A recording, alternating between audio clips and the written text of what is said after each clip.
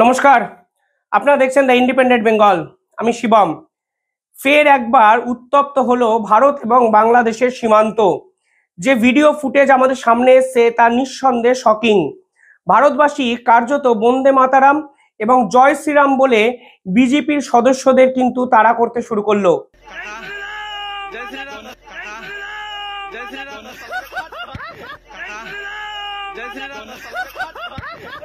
অপরদিকে বাংলাদেশের পক্ষ থেকেও সাধারণ মানুষ কিন্তু ডা কাটারি ইত্যাদি নিয়ে বিএসএফ এর দিকে তেড়ে যেতে চাইলেন।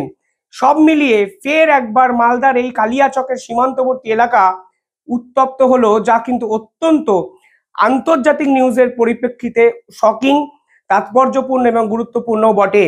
এর আগে বিশ্বের কোনো দেশ এরকম কাঁটাতার বেছানোকে কেন্দ্র করে এই নজিরবিহীন সংঘর্ষে জড়িয়েছে কিনা আমার জানা নেই।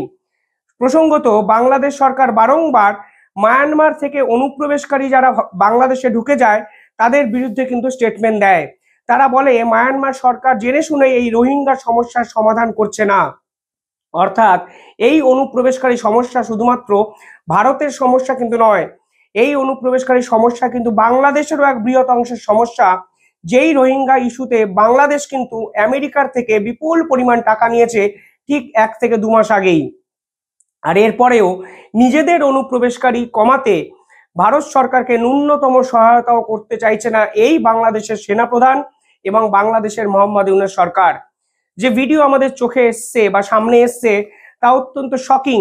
সেখানে বাংলাদেশের পক্ষ থেকে যেরকম সাধারণ মানুষকে জড়ো করা হয়েছে সীমান্তে, তার পাল্টা ভারতবাসী স্লোগান দিচ্ছে বন্দে মাতারাম, কেউ কেউ আবার জয় শ্রীরাম স্লোগান দিলেন। অর্থাৎ পুরো বিষয়টাই দুই দেশের জনসাধারণের মধ্যেও কিন্তু স্প্রেড আউট হচ্ছে, যার মূল সূত্রপাত কিন্তু বাংলাদেশের বিজেপির পক্ষ থেকে হচ্ছে। বিজেপি অফিসিয়ালি কি দাবি করেছে? বিজেপি অফিসিয়ালি দাবি করেছে বিএসএফ নাকি 150 গজ, যেটা আন্তর্জাতিক সুরক্ষার আন্তর্জাতিক যে 0 পয়েন্ট লাইন আছে তা থেকে 150 গজ দূরত্ব ছাড়ছেন না, যা কিনা আন্তর্জাতিক নিয়ম অনুসারে। কিন্তু বিএসএফ এর পক্ষ থেকে বলা হয়েছে এ ধরনের চুক্তি 2016 সালে স্যাংশন হয়েছিল, যেখানে পরিষ্কারভাবে এই পার্টিকুলার জায়গায় কাঁটাতার দেওয়া নিয়ে বাংলাদেশের পক্ষ থেকে আজ অবধি কোনো অভিযোগ করা হয়নি। যদিও অভিযোগ করা হয়নি বলছে তারা, কিন্তু তা সত্ত্বেও কেন যখন ফেন্সিং দেওয়া হচ্ছে ঠিক তখনই তারা গ্রামবাসীদের সামনে এগিয়ে দিচ্ছে? কেন বিজেপি বারংবার করে বিএসএফ কে বাধা সৃষ্টি করছে? বিএসএফ এর পক্ষ থেকে একটি প্রেস কনফারেন্সও করা হলো। সেখানে পরিষ্কারভাবে তারা বললেন, the fencing is inside the Indian side and we have made it clear to the BGP। অর্থাৎ পরিষ্কারভাবে বিজিবি কে জানিয়ে দিয়েছে বিএসএফ তারা ভারতের মধ্যেই ফেন্সিং দিচ্ছে। দয়া করে আন্তর্জাতিক স্তরে এরকম ভুল নিউজ প্রচার করবেন না এবং গ্রামবাসী এবং সাধারণ মানুষকে ডা কাটারি ইত্যাদি নিয়ে সামনে এগিয়ে দেবেন না। এবং বিএসএফ এর পক্ষ থেকে আরো একটি ঘোষণা করা হয়েছে, যেখানে তারা পরিষ্কার বলছে বিজিবি কিংবা সাধারণ বাংলাদেশি সাধারণ মানুষদের এই বাধার সামনেও বিএসএফ এবং ভারতবর্ষ কিন্তু পিছনে সরে আসেনি। অর্থাৎ কাঁটাতার বেছানোর কাজ কিন্তু চলছেই এবং তা ভবিষ্যতেও চলবে। কোন জায়গাটা নিয়ে এই বিতর্ক একটু আপনাদের বলে দেওয়া যাক। দেখুন, পার্টিকুলারলি মালদার যে কালিয়াচক অঞ্চল আছে, সেই কালিয়াচকের সুখদেবপুর অঞ্চল, এই সুখদেবপুর অঞ্চল হলো ভারত এবং বাংলাদেশের সীমান্তে পড়ে এবং মালদার এই পার্টিকুলারলি সীমান্ত দিয়েই দিনের পর দিন কিন্তু অনুপ্রবেশের সংখ্যা বাড়ছে, এরকমই মনে করেন কিন্তু বিএসএফ। আর এই পার্টিকুলারলি কালিয়াচক 3 সুখদেবপুর, যেটা কিনা মালদার মধ্যে পড়ে, সেই মালদাতেই কিন্তু সেন্ট্রাল পাবলিক ওয়ার্কস ডিভিশন কাঁটাতার বেছানোর কাজ শুরু করেছিলেন। আর যখনই কাজ শুরু করেছে তখনই গ্রামের সাধারণ মানুষকে সামনে এগিয়ে দিয়েছে বিজেপি।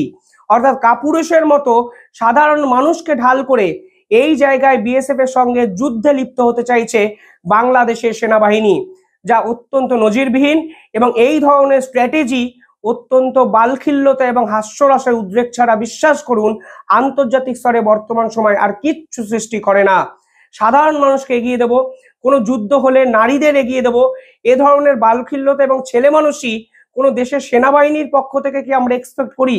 নিঃসন্দেহে এক্সপেক্ট করি না। বিএসএফ এর পক্ষ থেকে বলা হয়েছে মালদার ওই জায়গাটি সাউথ বেঙ্গল ফ্রন্টিয়ার বিএসএফ এর অন্তর্গত এবং ওটি ভারতবর্ষের মধ্যে অত্যন্ত গুরুত্বপূর্ণ একটা পার্ট। শেষ 1 মাসে যদি আরো স্প্রেড আউট করেন, মোহাম্মদ ইউনূসের জমানায় 643টি মিটিং বিজেপির সঙ্গে করেছি। এই 643টি মিটিংয়ে বিজেপি সব ক্ষেত্রে আমাদের সঙ্গে সহমত পোষণ করেছে, কিন্তু যখন গ্রাউন্ড রিয়েলিটিতে যাচ্ছে বিএসএফ এবং বিজেপি, তখন দেখা যাচ্ছে বাংলাদেশের পক্ষ থেকে বিভিন্ন ইস্যু নিয়ে বিএসএফ এর সমালোচনা করা হচ্ছে, বিএসএফ এর বিরুদ্ধে মিথ্যা খবর প্রচার করা হচ্ছে এবং এই কাঁটাতার বেছানোকে কেন্দ্র করে বিএসএফ এর সঙ্গে সরাসরি সংঘর্ষ চলে যাওয়া হচ্ছে। এর কারণটা কি তা কিন্তু সরাসরি প্রশ্ন তুলে দিয়েছে বিএসএফ। কিছুদিন আগে বাংলাদেশের সেনাপ্রধানের উদ্দেশ্যে বিএসএফ এর পক্ষ থেকে একটি প্রেস কনফারেন্স করা হয়, যেখানে তারা পরিষ্কার বলে 1975 সালের আন্তর্জাতিক যে আইন, সেই আইনের বশবর্তী হয়ে এই কাঁটাতার বেছানো কমপ্লিট করতে চাইছে ভারতবর্ষ। কিন্তু যদি অনুপ্রবেশকারী সমস্যা মেটাতে হয়, তাহলে বাংলাদেশের বিজেপির তো সহযোগিতা প্রয়োজন। দিনের পর দিন অনুপ্রবেশকারী ইস্যুকে বাঁচিয়ে কেন রাখতে চাইছে বাংলাদেশ? কেন বাঁচিয়ে রাখছে এই সেনাবাহিনী? এই সেনাপ্রধানের মতলবটা আসলে কি? এ বিষয়ে কিন্তু সরাসরি প্রশ্ন তুলতে শুরু করে দিয়েছেন আন্তর্জাতিক বিশেষজ্ঞরা।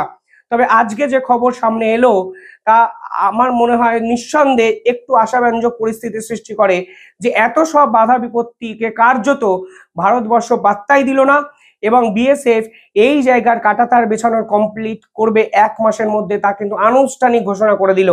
অর্থাৎ এই মালদা সহ বাংলার যে বৃহৎ অংশে কাঁটাতার বেছানো এখন কমপ্লিট হয়নি, যেই কাঁটাতার বেছানো নিয়ে বিএসএফ বিভিন্ন দিক দিয়ে বাধার সম্মুখীন হচ্ছে, তা 1 মাসের মধ্যে পরিপূর্ণতা লাভ করবে বলে বিএসএফ এর পক্ষ থেকে জানিয়ে দেওয়া হয়েছে।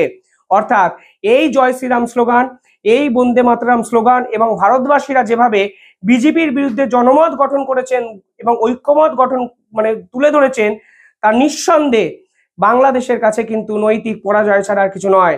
এবং বিএসএফ এর এই স্ট্র্যাটেজির সামনে হয়তো বিজেপি পরিষ্কারভাবে বুঝে গেছে যে কোনো অবস্থাতেই ভারতীয় সেনাবাহিনী কিংবা বিএসএফ কে এই রকম ছেলে মানুষই স্ট্র্যাটেজি দিয়ে হারানো সম্ভব নয়।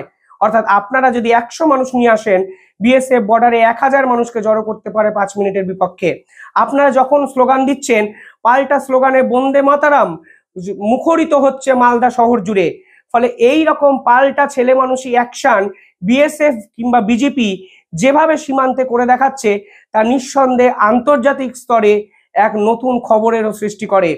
পাশাপাশি এখানে অনেক ধরনের প্রশ্ন উঠে আসে। কি প্রশ্ন উঠে আসে? এখানে সেনাবাহিনীর মানসিকতা নিয়ে একটা প্রশ্নচিহ্ন উঠে আসে। যে সেনাপ্রধান ভারতের সঙ্গে সম্পর্ক ভালো করতে চাইছেন, সেই সেনাপ্রধান সীমান্তে একদম অন্যরকম একটা গেম কেন খেলার চেষ্টা করছেন?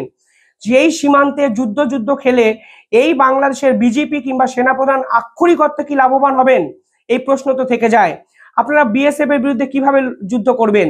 আপনারা কিভাবে বাংলাদেশের ওই সকল ছোট্ট সেনাবাহিনীকে নিয়ে ভারতকে আক্রমণ করার কথা ভাবছেন? কেন দিনের পর দিন সীমান্তে দুই দেশের সাধারণ মানুষকে উত্তপ্ত করার চেষ্টা করছেন? আপনারা দুই দেশের মানুষের মধ্যে এই যুদ্ধ লাগিয়ে সীমান্তে যদি বড়সড় কোনো আক্রমণের সম্মুখীন দুই দেশের মানুষ হয়, এর দায়টাই বা কে নেবে?